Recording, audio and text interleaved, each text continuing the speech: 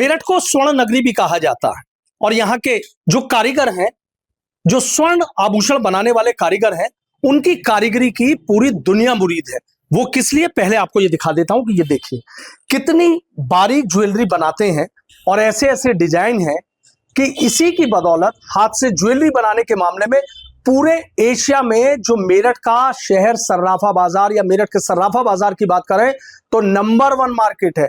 अब चूंकि वित्त मंत्री निर्मला सीतारमण जल्द बजट पेश करने जा रही हैं और उस बजट से जो मेरठ के सर्राफा कारोबारी हैं वो भी बड़ी उम्मीद लगाए बैठे, और उम्मीद भी क्यों ना लगाए, स्वर्ण नगरी है, पूरी दुनिया मेरठ की तरफ देख रही है और सोने और चांदी की जो चमक है वो वित्त मंत्री निर्मला सीतारमण के पिटारे से क्या खुशखबरियां निकलेंगी, क्या बड़ी राहत निकलेंगी जो ये मार्केट और ज्यादा चमकेगा। क्या यहाँ के जो सर्राफा कारोबारी हैं वो सोचते हैं? आप ये देखिए मेरठ के जो तमाम बड़े सर्राफा कारोबारी हैं वो यहाँ पर बैठे हैं और एक एक करके उनसे बातचीत करने की कोशिश करूंगा कि निर्मला सीतारमण से वो क्या उम्मीद लगाए बैठे हैं। सर, आपसे जानना चाहूंगा कि बजट आ रहा है, सबकी नजरें हैं, सबके लिए कुछ ना कुछ होगा, आम के लिए भी खास होगा, सबके लिए कुछ ना कुछ खास होगा। सर्राफा मार्केट क्या देख रहा है, क्या उम्मीद लगाए बैठा है कि ये हो सकता है? देखिए, सर्राफा मार्केट, हम सबसे बड़ी बात तो ये है कि हम स्वर्ण नगरी में बैठे हुए हैं और स्वर्ण नगरी में बैठे होने के बावजूद जो गोल्ड ज्वेलरी का एक्सपोर्ट है वो पिछले वर्षों में घटा है, जबकि बढ़ना चाहिए।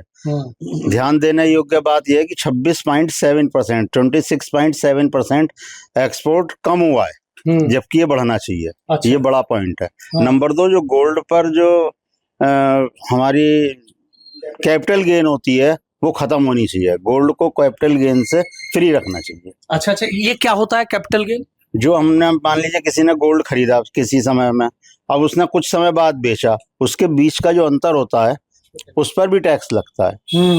वो टैक्स से खत्म होना चाहिए। तो लग रहा है कुछ होगा ऐसा? उम्मीद तो है जी।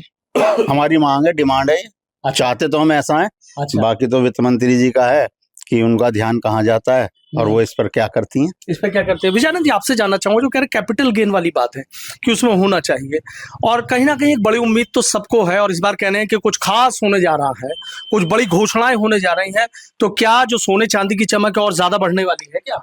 देखिए, ये तो मानेंगे कि हम, मेरठ का बड़ा व्यवसाय है गोल्ड का, है ना। मेरठ का ही नहीं, गोल्ड एक बहुत बड़ी चीज है और हर घर में यूज करा जाता है, हर एक के लिए महत्वपूर्ण है। लेकिन होता क्या है कि सरकार की तरफ से हमारे लिए गोल्ड के लिए एक अलग से ही पॉलिसीज आनी चाहिए, हर कॉर्नर से।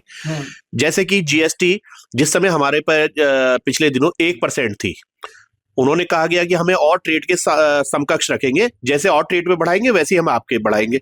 लेकिन हुआ उससे बिल्कुल विपरीत। हमारे यहाँ जीएसटी, जबकि बजट का वो फैक्टर नहीं है, लेकिन डायरेक्ट फैक्टर नहीं है बजट का, लेकिन कहीं ना कहीं बजट को छूता हुआ भी है, 3% कर दी गई, 3 गुना। 1% से 3%, 3 गुना कर दिया गया। बहुत गलत हुआ भाई साहब। 3 गुना हो जाने के मतलब आप समझ सकते हैं कि हमारी बिलिंग्स पे कहीं ना कहीं फर्क आता है। कस्टमर को हम सेटिस्फाइड नहीं कर पाते, डायरेक्ट कस्टमर को सेटिस्फाइड नहीं कर पाते। जैसा भैया ने अभी कैपिटल गेन वाली बात बताई, एक बड़ा अंतर है कैपिटल गेन में। अब सोने का रेट जैसे जैसे बढ़ता जा रहा है तो उस पर कैपिटल गेन बढ़ता जा रहा है, टैक्स बढ़ता जा रहा है, तो लोगों का जो डायरेक्ट कस्टमर है, जो ग्राहक है, उसके हमारे प्रति थोड़ा सा रुझान कम होता है, इसकी वजह से उदासीनता बढ़ती है। इसी प्रकार से एक्सपोर्ट इंपोर्ट की बात आई, इंपोर्ट तो बढ़ा हमारा। एक्साइज ड्यूटी आपने पिछले दिनों कम करी, 15.5% से लाके आप 6% पे लिया है, लेकिन हमारा जो एक्सपोर्ट था वो नहीं बढ़ पाया क्योंकि आपकी नीतियां उसके अकॉर्डिंग नहीं है। आप हॉलमार्किंग को लेके आए, हॉलमार्किंग कुल 35% जगह पे हो पा रही है, 65% लोग उसको हॉलमार्किंग से अछूते हैं जगह। तो बिना उसके तो हम नहीं, सारे एक फ्रेम में नहीं आ सकते। हमको एक फ्रेम में आना पड़ेगा तो आपको हॉलमार्किंग के भी नियम इजी करने पड़ेंगे, उन्हें व्यवहारिकता के आधार पे लाना पड़ेगा जिससे कि हर कोई उसको यूज कर सके। इसी प्रकार से जीएसटी की मैंने बात कही। एक बहुत बड़ी चीज है क्रेडिट कार्ड और डेबिट कार्ड पे कमीशन। सोना आज 82-83 हजार रुपए हो रहा है, ठीक है जी, और उस पर मजदूरी और जोड़ ले तो लगभग 90-92 हजार रुपए का बिल बनता है प्रति 10 ग्राम का। तो अब उस पे अगर डेबिट कार्ड और क्रेडिट कार्ड की बात करें तो वो तो कहीं ना कहीं उसके कमीशन बहुत ज्यादा हो जाएंगे, ये चीजें बढ़ जाती। तो सरकार को इन सब के लिए अलग से नीतियां कहीं ना कहीं हमारे लिए बनानी ही पड़ेंगी, चाहे वो कस्टम ड्यूटी को लेकर हो। कस्टम ड्यूटी भी अभी 6% है। कस्टम ड्यूटी किसी भी हालत में 4% से ऊपर नहीं होनी चाहिए, अभी भी इसमें कमी की संभावना है। जीएसटी 1% से अधिक किसी हालत, हम तो 0.5% की मांग करते हैं। 1% भी हमारे लिए ज्यादा थी उस जमाने में और आज भी ज्यादा है। भैया आप मेरी मजदूरी पर ले लो। आप जो इंटरनेशनल मुद्रा है, जो धातु है, ये इंटरनेशनल मनी है, चाहे वो चांदी हो या सोना हो। कोई भी देश हो, आप देखते होंगे, खबरों में आप सुनते होंगे कि उसने इतना का सोना खरीद लिया, इतने की चांदी खरीद ली उस देश ने। क्यों? क्योंकि वो इंटरनेशनल धातु जो है वो मुद्रा है, वो इंटरनेशनल मनी है। तो आप उस पर भी मेरे से जीएसटी ले रहे हो, उस पर भी मेरे से आप एक्साइज ड्यूटी। तो इसको थोड़ा सा कंट्रोल करना पड़ेगा। हम नंबर 1 के फ्रेम में काम करना चाहते हैं, सरकार के सहयोगी बनना चाहते हैं, सरकार को टैक्स देके जीना चाहते हैं, रात को आराम की नींद सोना चाहते हैं। टैक्स एक तरफ है, सारी चीजें एक तरफ है। हमें मुनीम ना बनाया जाए, हमारी अकाउंटेंसी को इजी करा जाए और हम रात को आराम से सो सके, इतना हमसे टैक्स लो। हम सारा नंबर 1 में बेचना चाहते हैं, नंबर 2 में कोई काम ही नहीं करना चाहते। नंबर 2 में काम नहीं करना चाहते, बहुत अच्छी बात है। सर आपसे जानना चाहूंगा, क्या लग रहा है, क्या एक उम्मीद लगाए बैठे हैं आप? सबसे पहले तो आपके एबीपी न्यूज़ के दर्शकों को मैं बहुत बहुत शुभकामनाएं देता हूं। आप इस तरह का कार्यक्रम लाते हैं तो बजट से एक तो मेरठ के लिए, खासतौर से मेरठ में ज्वेलरी पार्क की स्थापना के लिए शासन स्तर से कार्रवाई चल रही है। मेरा ये मांग है माननीय वित्त मंत्री जी से कि मेरठ में ज्वेलरी पार्क की स्थापना के लिए बजट में से कुछ धनराशि का प्रावधान जरूर करा जाए, ताकि यहाँ का जो स्वर्ण व्यवसाय है, हस्तनिर्मित स्वर्ण व्यवसाय है, उसको गति मिल सके, हम लोग यहाँ से डायरेक्ट एक्सपोर्ट कर सकें। कितने की जरूरत एक तरीके से होगी उसके लिए? लगभग हमारा अंदाजा है कि करीब 300 करोड़ रुपए का ये प्रोजेक्ट जमीन से अलग है, तो उसके अंदर जितना भी वो प्रावधान कर सकें अधिकतम, तो हमारी मांग है कि वो करा जाना चाहिए। अच्छा, वैसे क्या हो सकता है, आपको लग रहा है क्या बड़ी घोषणा हो सकती है? नहीं, हमें पूरी उम्मीद है कि ज्वेलरी पार्क के लिए कुछ ना कुछ प्रावधान वित्त मंत्री जी इसके लिए करेंगी और उसमें मेरठ का भी जरूर ध्यान रखा जाएगा। हमारी उनसे मांग है और हमारी जो नेशनल एसोसिएशन है उनके माध्यम से भी हमने ये अपना मांग पत्र भेजा हुआ है माननीय वित्त मंत्री जी। तो क्या लग रहा है, क्या उम्मीद लगाए बैठे हैं आप? उम्मीद तो लगाए बैठे हैं, अब देखो घोषणा क्या होती है, सरकार की मर्जी है। हम तो जो है आस लगाए बैठे हैं। हमारी तो जो मेन मांग है जीएसटी, इसकी जो है 0.5% हो। 2400 रुपये इनके हिसाब से बैठती है लगभग जीएसटी। 2400 रुपये 10 ग्राम देते हुए लोग बाग जो है कतराते हैं, समझे। 80,000 का सोने का भाव है, 3% जीएसटी हो गई, 2400 रुपये 82,000, 82,500 सोना पड़ता है। पहले ही वो 80,000 बहुत ज्यादा है। अच्छा, जीएसटी में छूट चाहते हैं? छूट चाहते हैं। क्या लग रहा है आपको कि क्या हो सकता है जो पिटारा खुलेगा? कुछ कहना चाहे वित्त मंत्री से? मेरठ में स्वर्ण कारीगरों के लिए कुछ सुविधा मिल सके ताकि वो अपना जीवन यापन सुचारू रूप से कर सकें। अभी वो बहुत दयनीय हालत में है, उनके लिए भी कुछ सरकार को सोचना चाहिए। क्या लग रहा है सर आपको, क्या होगा या क्या चाहते हैं? मतलब मेरी जो डिमांड है निर्मला सीतारमण जी से, सरकार से, वो ये है कि जो टीडीएस है, टीसीएस है, जो और भी तरह के टैक्सेस हैं, जीएसटी के लिए मेरे भैया ने बताया कि कम होनी चाहिए, तो उसका ऐसा सरलीकरण होना चाहिए कि छोटे से छोटा व्यापारी भी आराम से अपना टैक्स जमा करा सके, टाइम से अपना टैक्स जमा करा सके। क्योंकि अभी ना बहुत सारी कॉम्प्लिकेशंस हैं जिसकी वजह से जो है छोटा व्यापारी समय से अपनी चीज़ें नहीं कर पाता। तो इस कॉम्प्लिकेशन को दूर करने के लिए कुछ मतलब सरलता से ऐसे टैक्स आए जिससे जो है छोटे से छोटा व्यापारी भी समय पे अपना टैक्स दे सके। अच्छा सर, ये कह रहे हैं कि टैक्स के सरलीकरण की बात करेंगे। टैक्स में क्या मतलब क्या चीज है जो आप चाहते हैं कि ये चीजें सरल हो जाए? तो और ज्यादा सोने चांदी की महंगा तो हो रहा है, तो आपको क्या लग रहा है कि अगर ये चीज हो जाए तो चमक महंगे होने के बावजूद और ज्यादा बढ़ जाएगी? व्यापारियों के साथ समस्या ये है तो टीडीएस कटता है, टीसीएस कटता है। आधे व्यापारियों को ये नहीं पता कि टीडीएस काटना है या टीसीएस काटना है। कहीं पर टीडीएस काटना है, कहीं पर टीसीएस काटना है। तो उसके बारे में सरलीकरण होना चाहिए। एक दूसरा जो टैक्स रिजीम है, कोई नया रिजीम आया है, पुराना रिजीम चल रहा है, तो उसके बारे में एक रिजीम होना चाहिए कि भाई एक रिजीम होगा और उस पर छूट बढ़नी चाहिए।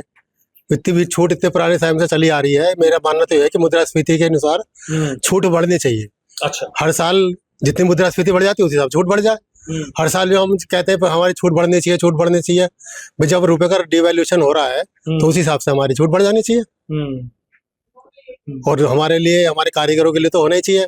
और जो ज्वेलरी पार्क हम चाह रहे हैं उसके लिए हमें कुछ ना कुछ आवेदन, कुछ ना कुछ आवंटन राशि जरूर करें जिससे हमारा जल्दी से जल्दी ये पाइप में आ सके। ये पाइप में। अच्छा सर, जिस तरीके से टैक्स के सरलीकरण की बात करें, ज्वेलरी पार्क कह रहे हैं कि अगर 300 करोड़ रुपए करीब जमीन से अलग होगा, आप क्या मांग रखते हैं कि अगर ये चीजें हो जाए तो पूरी दुनिया मेरठ की तरफ देखती है, तो क्या लग रहा है ऐसा कि भाई पिटारा खुलेगा तो ये होगा, राहत मिलेगी कुछ? जैसे कि आज के युग के अनुसार सब जगह ईएमआई पैटर्न आ गया है, ज्वेलरी इंडस्ट्री भी ईएमआई पैटर्न को चाहता है।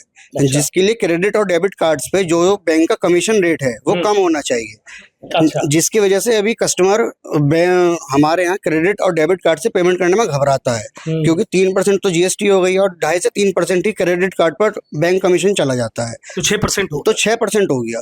तो हम वित्त मंत्री जी से उम्मीद करते हैं कि वो बैंक चार्ज 1% और आधा % तक रहना चाहिए केवल। अच्छा सर, आपसे जानना चाहूंगा, इन्होंने एक अलग बात कही है कि भाई डेबिट और क्रेडिट कार्ड से लोग कम पेमेंट करते हैं, चूंकि 3% बताना कि जीएसटी होगी और 3% इनका चार्ज हो गया तो 6% हो जाएगा। अब 80,000 का सोने का रेट है, 8×6 = 48, तो 5,000 रुपये और हो गए तो 85 हो गए एक तरीके कुल मिला के बात वहीं आती है कि जैसे आज सोने का भाव 82,500 है और 5-6 हजार टैक्स हो जाते हैं, तो ये 90,000 की रेंज में आ जाता है। मतलब उसमें बनाई भी है। तो इसलिए हम बार बार वही बात कहते हैं कि हमारे पास टैक्स की जो उनकी रेट्स हैं वो कम होनी चाहिए किसी भी तरह, मतलब हर तरह से उन्होंने हम पे जीएसटी भी लगा रखा है, ईएमआई के प्रति भी टैक्स है, बैंक चार्जेस भी हैं और अदर टैक्सेस भी हैं, तो उनमें सब में हमारे को रिबेट मिलनी चाहिए। अच्छा, उसमें रिबेट मिलनी चाहिए। अच्छा सर, मुझे बताइए कि जैसे एक चीज और कहीं ना कहीं रहती है कि इंटरनेशनली मार्केट चलता है, गोल्ड का हो या सिल्वर का हो, तो क्या इसमें सच्चाई है? क्या एकदम फिर ये था कि भाई पिछली बार आप ही लोग कह रहे थे कि भाई जो कस्टम ड्यूटी है वो घटा दिए, सोने के दाम घटेंगे, लेकिन आज जिस तरीके से सर बता रहे हैं कि 82,000 से ऊपर सोना पहुंच गया, तो सोना तो फिर महंगा होता रहा है। नहीं, सही कह रहे हैं, और आप इंटरनेशनल की जो बात कर रहे हैं बिल्कुल सही है। पहले हम जो है 15.5% पे कस्टम ड्यूटी देते थे, तो इंटरनेशनली जो इंडिया के अंदर सोने का भाव था वो 15.5% बाहर के देशों के मुकाबले अब था। यानी कि कोई भी एनआरआई वो इंडिया से यदि भारत का रहने वाला है और बाहर रह रहा है और वो सोना खरीदना है, तो वो इंडिया से खरीदना पसंद नहीं करेगा, वो दुबई जाके खरीदेगा, क्योंकि वहां पर कस्टम ड्यूटी से फ्री है वो। तो इसी तरीके से अपने यहाँ अब इन्होंने 6.5% लाए। हमारी पहले भी डिमांड थी, आज फिर डिमांड है कि इसे 4% से ऊपर नहीं रखना चाहिए, कस्टम ड्यूटी को नीचे लाएं, ताकि हम इंटरनेशनल मार्केट को अपनी चीजें बेच सके। ठीक है ना, एक्सपोर्ट को भी बढ़ावा कहीं ना कहीं मिलेगा, एक्सपोर्ट को फ्री ट्रेड में लाना चाहिए। लेकिन एक चीज और आपके साथ मैं शेयर करना चाहूंगा, निर्मला जी, मैं आपसे भी कहना चाहूंगा, साहूकारा लाइसेंस हमारे जो ग्राहकों के साथ रिश्तेदारियां हैं, जो हमारे ग्राहकों के साथ पीढ़ी दर पीढ़ी संबंध है, हम एक तरीके से ग्राहक के रिश्तेदार हो जाते हैं, उसके दुख दर्द के साथी हो जाते हैं। अगर उसको आधी रात को मेरे बदले में, सोने के बदले में अगर उसको पैसे की आवश्यकता होती है, तो वो अपना वो सोना मेरे यहाँ रख जाता है, अपना जेवर, अपनी बेटी का जेवर, अपनी बहू का जेवर, अपनी बीवी का जेवर मेरे यहाँ रख जाता है, और उसके बदले में वो पैसा ले जाए। आधी रात को भी, आधी रात को कोई बैंक नहीं खुलता, आधी रात को सर्राफ अपने पास से कहीं से भी करे, अपने ग्राहक के साथ वो रिश्ता निभाता है। लेकिन साहूकारा लाइसेंस आप खत्म कर रहे हो। क्यों खत्म कर रहे हो? बड़ी कंपनियों के लालच में। जो बड़ी कंपनियां, ये मुथूट फाइनेंस और ये कौन कौन सी मणियप्पा, तो मतलब कोई भी हो, आप उनके लालच में, बड़ी कंपनियों के लालच में आपने हमारा साहूकारा लाइसेंस छोड़ दिया, या उनके प्रभाव में। वो लोग सिंडिकेट है, हम लोग जो है, हम लोग एक तरीके से असंगठित क्षेत्र में काम कर रहे हैं। तो साहूकारा लाइसेंस हमारी डिमांड है, साहूकारा लाइसेंस हमारा इजी होकर जारी हो, उसके नियम आप बनाइए, हम उस नियम में, उस फ्रेम में काम करेंगे।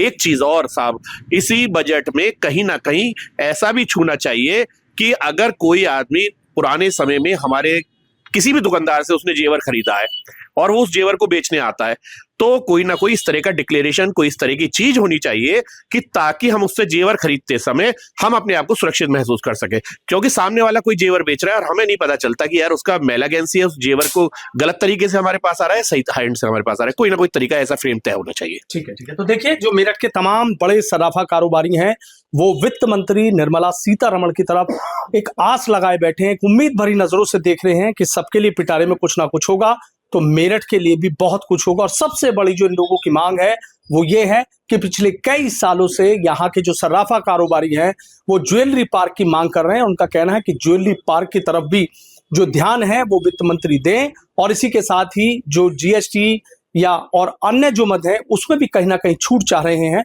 और यदि ऐसा होता है तो मेरठ के सर्राफा कारोबार भी खुश होंगे और यहाँ की सोने चांदी की जो चमक है वो और ज्यादा नजर आएगी।